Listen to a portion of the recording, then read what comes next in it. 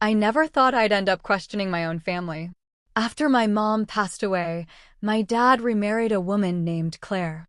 She seemed kind at first, soft-spoken, organized, always smiling when my dad was around.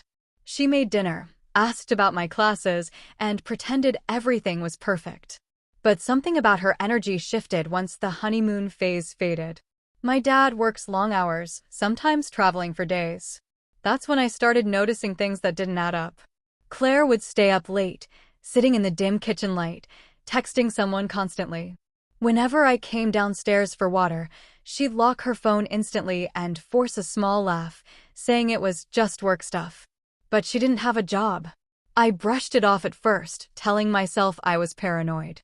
She was new to our family, maybe she just needed privacy. Still, her phone would buzz long after midnight, and sometimes she'd slip out to the backyard to get some air. There were arguments between her and my dad that ended with doors slamming, though by breakfast, she'd be cheerful again, too cheerful. My dad looked exhausted all the time, and I hated seeing him like that. One night, I heard whispers downstairs, a man's voice mixed with hers. When I checked, no one was there, only her perfume lingering in the hallway. I wanted to believe it was nothing, but a feeling deep down told me something wasn't right. I told myself not to overthink, not to meddle in adult issues.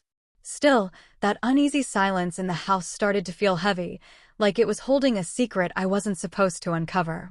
I went to bed that night not realizing how close I was to the truth, or how much that truth would change everything. That night, I woke up to the sound of the back door closing. It wasn't loud, but sharp enough to pull me out of sleep. The clock showed 2:17 a.m. I thought maybe my dad had come home late, but the house was silent. I heard faint murmurs outside, two voices, one of them unmistakably Claire's. My heart started racing. I walked quietly toward the window and pulled the curtain just enough to see. Claire stood near the edge of the yard, wrapped in a sweater, her phone light glowing faintly. A man stood close to her, his hand brushing hers like they'd done it 100 times before. I froze. It wasn't a friendly conversation. The way she looked at him made my stomach twist. I couldn't make out every word, but I heard him say, "Your husband will never know," and her soft reply, "He can't." I wanted to scream, but no sound came out. I recorded a few seconds on my phone without thinking, my hands shaking so badly that the video barely made sense. When she turned to head back inside, I rushed back to my room and got into bed, pretending to be asleep as she came upstairs. She paused at my door for a moment, long enough for me to feel her presence, then walked away.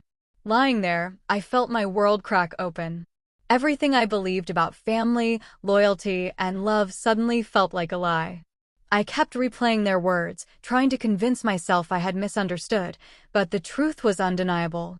My dad, the man who'd done everything to hold this family together, was being betrayed under his own roof. I wanted to tell him immediately, but fear and confusion pinned me down.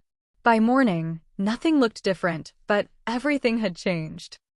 The following days felt unbearable. Every time Claire spoke, I heard that man's voice echoing in my head. I avoided her as much as possible, giving short answers, pretending to be busy, but she noticed the shift. One afternoon, she cornered me in the kitchen and asked if something was wrong. My throat tightened.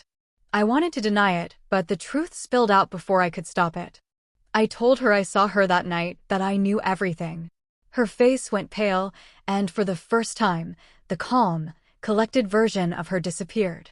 She didn't even try to lie, she just whispered, "Please, don't tell your father." Those words hit me harder than I expected. She started crying, saying she'd made a mistake, that she'd felt lonely, that things with my dad hadn't been the same. I couldn't believe she was trying to justify it. I asked how she could do that to someone who trusted her completely. She said it wasn't supposed to happen, that she wanted to end it, but didn't know how. Listening to her, I felt angry, sad, and guilty all at once. Part of me wanted to walk away, another part wanted to shout the truth at my dad that instant. But looking at her fall apart, I realized how messy this had become.